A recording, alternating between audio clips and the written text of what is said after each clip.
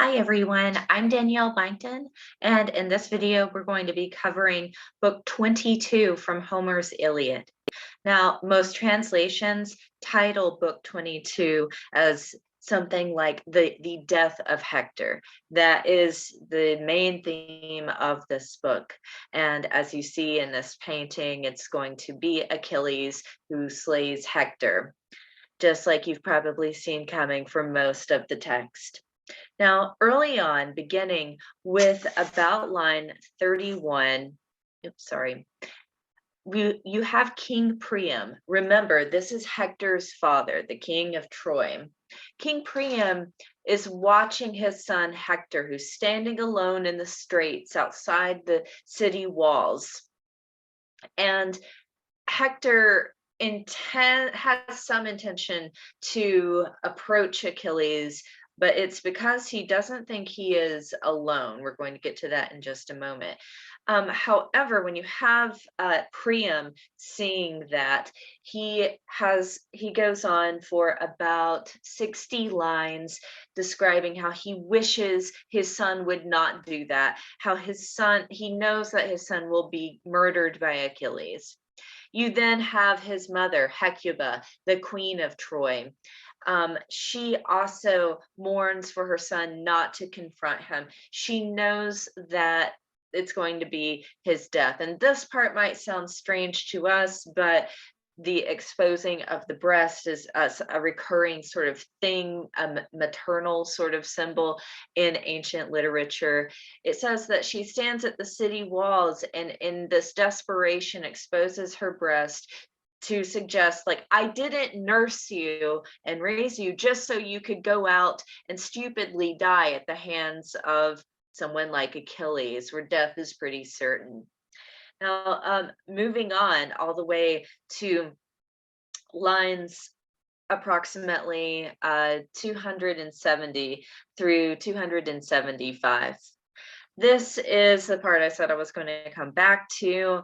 Hector doesn't think he's alone outside the city walls when he's confronting Achilles.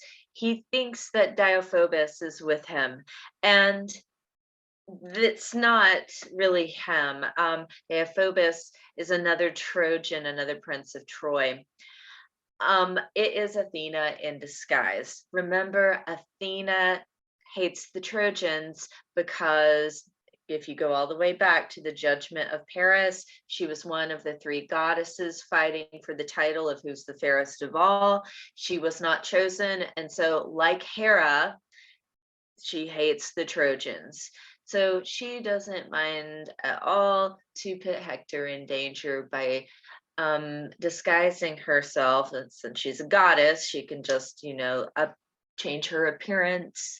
And so Hector thinks he is with a kinsman out on the battlefield approaching Achilles. Now, there is a moment where Hector realizes that everything has gone wrong. This is approximately the early 290s in your various translations, where Hector and Achilles have thrown a spear at one another. So they have a distance between them at this point. But when Hector wants a spear back, it says Hector has thrown with all of his arm's strength the spear, his one spear, at Achilles, and it hits dead center in the middle of Achilles' shield, that nice new shield that he just got in book 18. So that spear is gone, it's lost.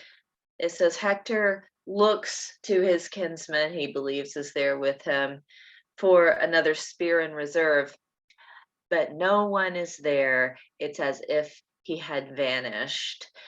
And the next lines immediately go on to say, Hector knew then that the gods had decided it was his time to die. This is sort of like that sudden sinking feeling you get in your stomach when something that you don't want to happen happens, and you go through that moment, that dreadful moment of acceptance. Hector just had that moment when he has turned around and realized he had been tricked by a goddess and that there really was not a kinsman there on the battlefield with him. Now,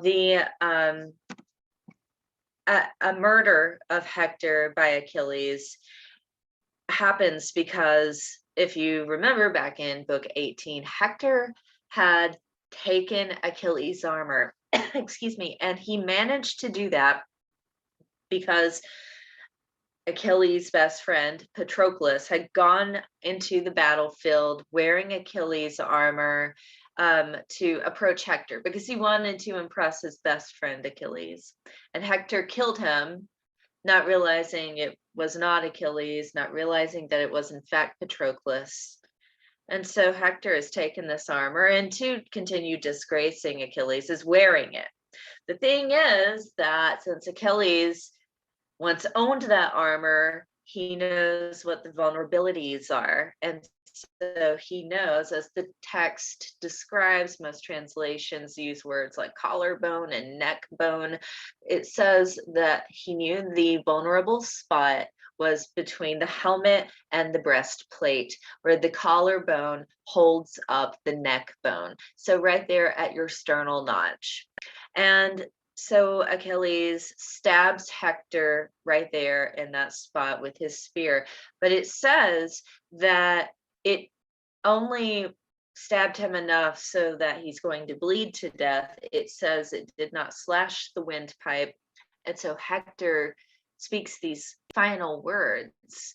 And his final words to Achilles are a plea for his body to be given back to Troy. Remember, just like we talked about in book 18, how important proper burial rites are. If he doesn't get the proper burial rites, his soul cannot go on to its proper place in the underworld. He'll be stuck in a sort of limbo. So Achilles is like, no, why would I do that? Because Achilles is always full of rage. And even more graphic than the description of in book 18, Patroclus being stabbed in the throat, it going up into his jaw, or Achilles jamming his spear into Hector's throat, but it doesn't slash the windpipe. As Hector has died, it says that Achilles pierces the place on his heels, Hector's heels, between the ankle bone and the tendon that goes up the back of your heel into your leg, the Achilles tendon. He pierces that on both sides of Hector's heels and weaves a strip of rawhide through it and ties him to the back of his chariot, and Achilles continues to drag his corpse around the city walls of Troy to shame his body, to bring disgrace to the Trojans. And the family of course sees this, and there are more scenes of grieving, just like we discussed earlier in this book, in book 22.